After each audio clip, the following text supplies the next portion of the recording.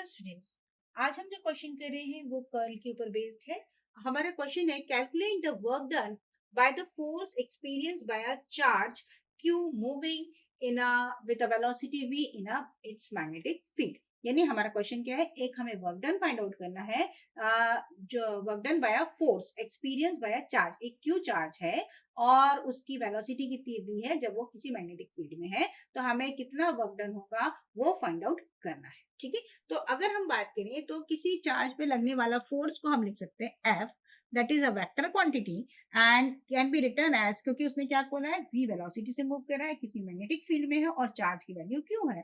तो हमको ऑलरेडी पता है, हम स्कूल की क्लासेस से लिख सकते हैं that is equal to Q V cross B. तो ये हमारा फॉर्मूला हो गया फॉर द फोर्स। अब हमें क्या निकालना है, वर्क डन। वर्क डन क्या होता है, डॉट प्रोडक्ट मतलब फोर्स इनटू डिस्प्लेसमेंट। तो work done can be written as F dot ds, या आप छोटा सा सेक्शन ले रहे हैं तो ds कह दीजिए, और अगर आप वैसा कह रहे हैं तो ऐसा फोर्स इनटू डिस्प्लेसमेंट। ठीक है, तो आप F S को हम लिख सकते हैं v इंटू टी, मतलब वेलोसिटी और टाइम।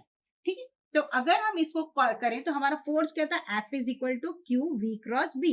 तो यहां पर हम लिख देते हैं Q V cross B dot v into T.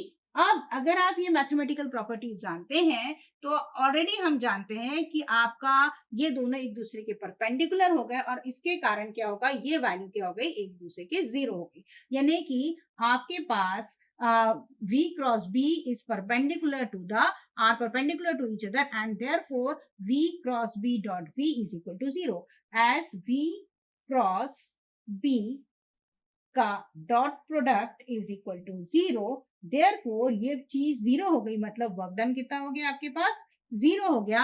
यानी कि आपने कोई भी फोर्स, जो work done by the force is zero. तो आपको क्या कैलकुलेट करना था, वर्क डन करना था by the force experience by charge q when it is moving with the velocity v in a magnetic field b। तो कितना वर्क डन होगा, कार्य कितना हो गया इसका, जीरो। तो हम इस तरह से और भी न्यूमेरिकल्स परफॉर्म कर सकते हैं by using the curl of vector field. Thank you for watching.